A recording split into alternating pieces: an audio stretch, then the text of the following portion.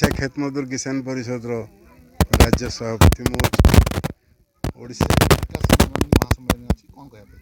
ओडिशा खेत मजदूर किसान परिषद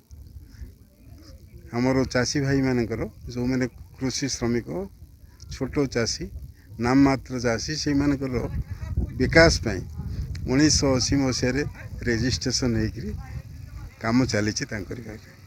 किंतु मयूरभंज जेहेतु ओडिशार सबुठ बड़ जिला तेणु या उपरे आम बेसी गुरुत्व दौचे किंतु देखापी गले 75 वर्ष हो गला आम स्वाधीन हेले स्वाधीनतार 75 वर्ष भितर भी मयूरभंजर कौन विकास हो पारि ना ना कृषि क्षेत्र में कौन विकास होती ना शिल्प क्षेत्र में कौन विकास होती तेणु आम बहुत चेष्टा करूँ गरीब लोक गरीब छोट चाषी मान जमी को केनाल माध्यम जलसेचन व्यवस्था कर आर्थिक विकास आम करिपरिबा सेतिपई आमर माननीय मुख्यमंत्री जे बिजू पट्टनायक थिले सीए सेतबेलर मुख्यमंत्री बिहार मुख्यमंत्री लालू प्रसाद यादव सहित सी एग्रीमेंट करी सुवर्णरेखा प्रकल्प आरंभ करते सुवर्णरेखा प्रकल्प आरंभ कर उद्देश्य थिला मयूरभंज लोक जलसेचन व्यवस्था देकर आर्थिक विकास करने किंतु आज की 40 वर्ष हो गला सुवर्णरेखा प्रकल्प काम चली आज पर्यंत शेष ही पारि नाही किंबा सुवर्णरेखा केनाल जदिओ केनाल तैयारी केनाल भी पानी नाही तेणु चाषी माने आज की 40 वर्ष धरिक सुवर्णरेखा केनाल पानी पाई पारुना से आम प्रस्ताव देचु सरकार को आम अनुरोध करूँ बर्तमान जंभीरा नदी जोटा कि आपणकर सुलियाबदा मुरडा एवं रासगोविंदपुर जीवन रेखा भाव में काम करुच्ची जंभीरा नदी में बृहत धरण आपणकर ब्यारेज निर्माण करी जलसेचन व्यवस्था करी लोक मान जलसेचन सुविधा दि जाऊ से भाया बलंग नदी में बृहत धरण ब्यारेज निर्माण करी बारिपदा को फ्लड दाउरू मुक्त करने संगे संगे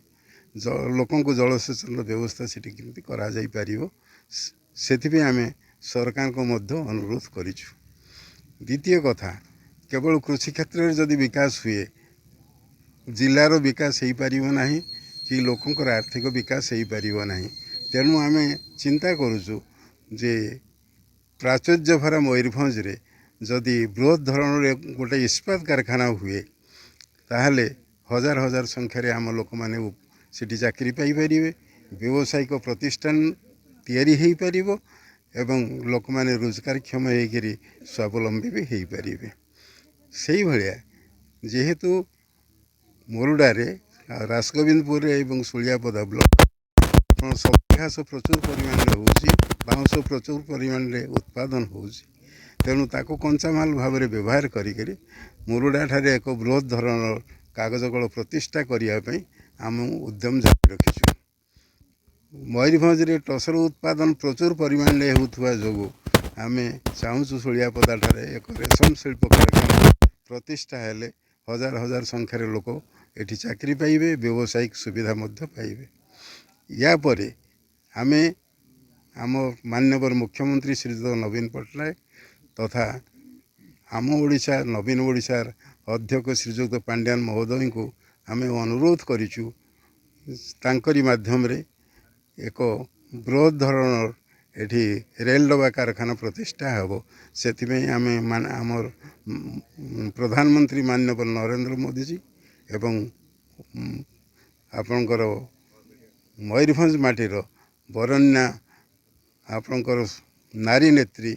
महामहिम राष्ट्रपति श्रीमती द्रौपदी मुर्मू को भी आम अनुरोध करने चिंता करूँ से अनुसार आम प्रयास जारी रखीचु जे मयूरभंज रे एक रेल डबा कारखाना किमिति प्रतिष्ठा हेबो एवं इस्पात कारखाना मयूरभंज रे किमिति प्रतिष्ठा हेबो या सहित मयूरभंजर विकास पई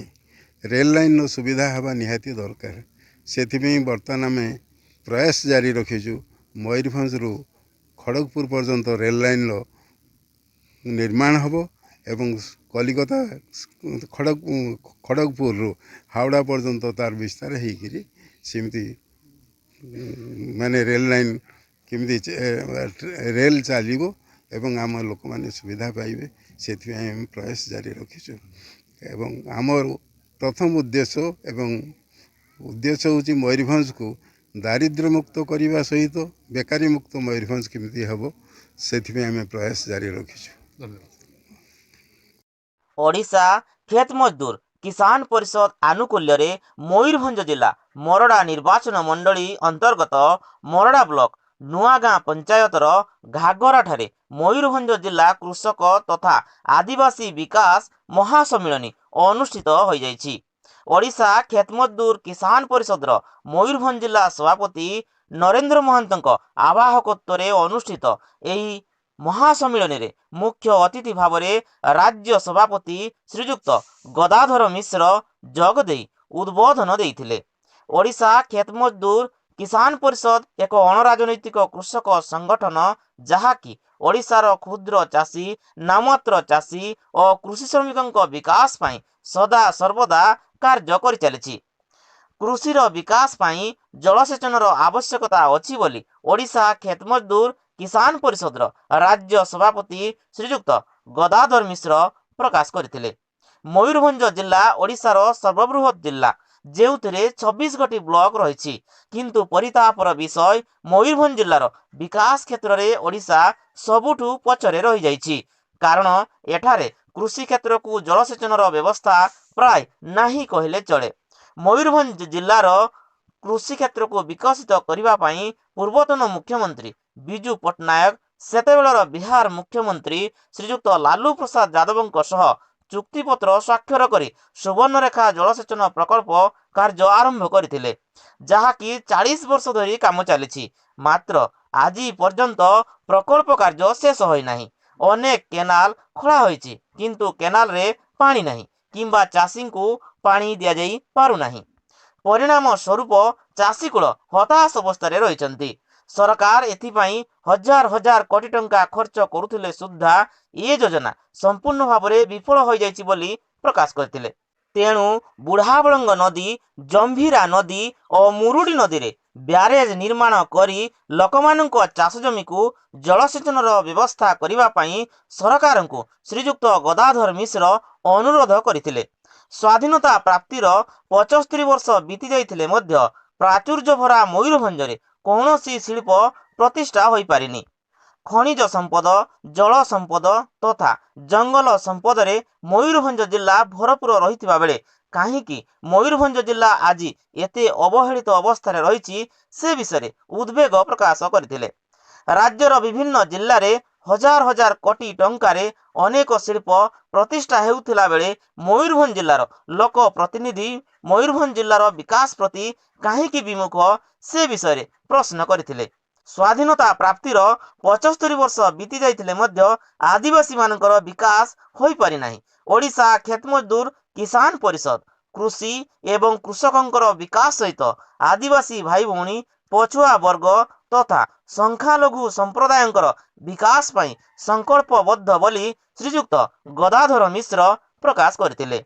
मयूरभंज जिले में जो प्राचुर्य भरी रही ताकू आधार करी मयूरभंज रे एक बृहत इस्पात कारखाना प्रतिष्ठा करिबा, रासगोविंदपुर ठारे एक रेल डबा तैयारी कारखाना प्रतिष्ठा करिबा, मोरडा ठारे एक बृहत कागज कल प्रतिष्ठा करिबा और सुलियापदा ठारे एक रेशम शिल्प कारखाना प्रतिष्ठा करिबा को मान्यवर मुख्यमंत्री श्रीजुक्त नवीन पट्टनायक, मान्यवर प्रधानमंत्री श्रीजुक्त नरेंद्र मोदी एवं भारतर महामहिम राष्ट्रपति श्रीमती द्रौपदी मुर्मू को प्रार्थना करिसंती। ओडिशा खेत मजदूर किसान परिषद राज्य सभापति श्रीजुक्त गदाधर मिश्र। मयूरभंज जिला मोरडारू गतिकृष्ण महांत रिपोर्ट, ओडिशा लाइव टीवी। आशा करुछि आपण ओडिशा लाइव टीवी को यूट्यूब रे सब्सक्राइब, फेसबुक रे फॉलो आउ प्ले स्टोर रे एप्लिकेशन डाउनलोड करिसंती। जदि करिनाहांती आज ही करिनियंतु।